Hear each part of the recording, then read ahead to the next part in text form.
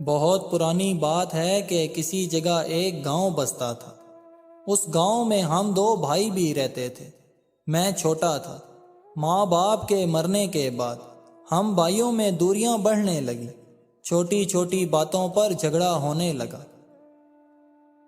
کبھی بچوں کی وجہ سے تو کبھی گھر اور زمین کی وجہ سے۔ میری اپنی دکان تھی، اس لیے اچھا خاصا کماتا تھا۔ ایک دن بیوی مجھے کہنے لگی، ہم الگ رہیں گے، تمہارا بھائی اور اس کی بیوی بچے ہم پر بوجھ ہیں۔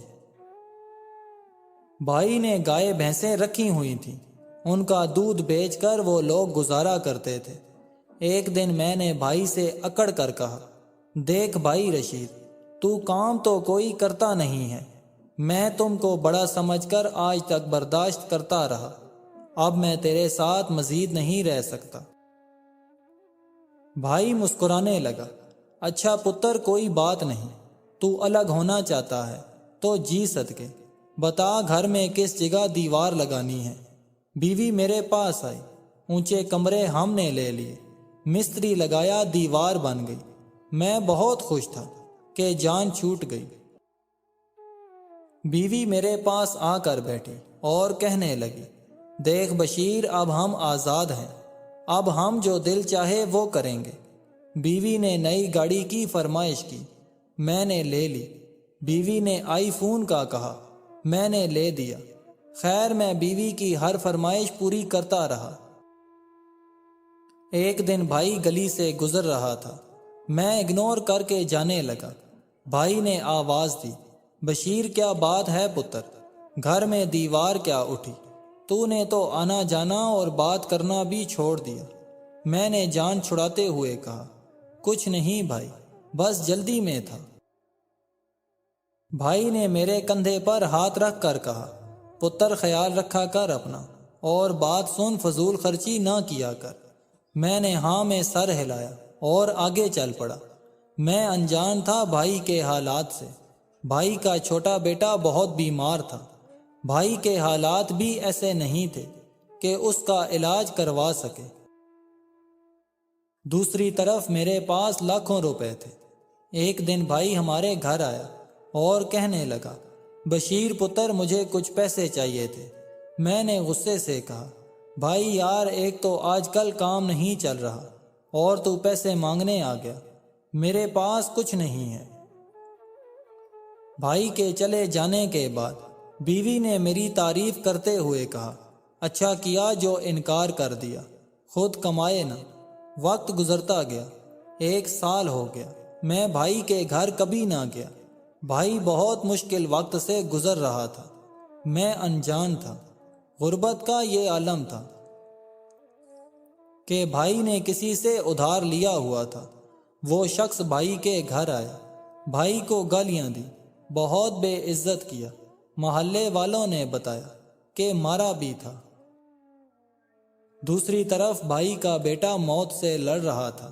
میرا دل تڑپتا تھا، لیکن میری بیوی ہر بار مجھے کچھ کرنے سے روک دیتی تھی۔ ہم کیوں یہ مصیبت اپنے گلے ڈالیں؟ ایک دن خبر آئی کہ بھائی کا بیٹا فوت ہو گیا ہے۔ بس ناک رکھنے کے لیے میں بھائی کے پاس چلا گیا۔ جھوٹا دلاسا دیا، کچھ دیر بیٹھا اور گھر واپس لوٹ آیا۔ بھائی کا چہرہ میری آنکھوں میں بس چکا تھا۔ بھائی وقت سے پہلے بوڑھا ہو چکا تھا، داڑھی سفید ہو گئی، چہرہ جھریوں سے بھرا پڑا تھا۔ پھر ایک دن شام کے وقت میں اپنی دکان پر اکیلا بیٹھا تھا کہ چور میری دکان میں گھس آئے۔ وہ مجھ سے سب کچھ چھین کر لے گئے اور جاتے ہوئے مجھ پر فائرنگ بھی کر گئے۔ گولیاں میرے پیٹ کو چیر کر پار ہو گئیں۔ موت میرے سر پر منڈلا رہی تھی۔ بازار کے لوگ اکٹھے ہو گئے۔ ہسپتال کی گاڑی آئی اور مجھے لے گئی۔ میری 6 بیٹیاں اور 1 بیٹا تھا۔ میں مرنے سے پہلے اپنے بچوں کا سوچنے لگا، ان کا کیا ہوگا؟ میرے بچوں کو کون سنبھالے گا؟ میری بند ہوتی ہوئی آنکھوں پر اندھیرا چھانے لگا۔ جب مجھے ہوش آیا تو میرا بوڑھا بھائی میرے پاس بیٹھا تھا، میرے بچے بھی میرے پاس تھے۔ میں نے ہاتھ ہلانا چاہا، لیکن میرا جسم سن ہو چکا تھا۔ ڈاکٹر کہہ رہے تھے بہت سی نسیں کٹ گئی ہیں، وقت لگے گا ٹھیک ہونے میں۔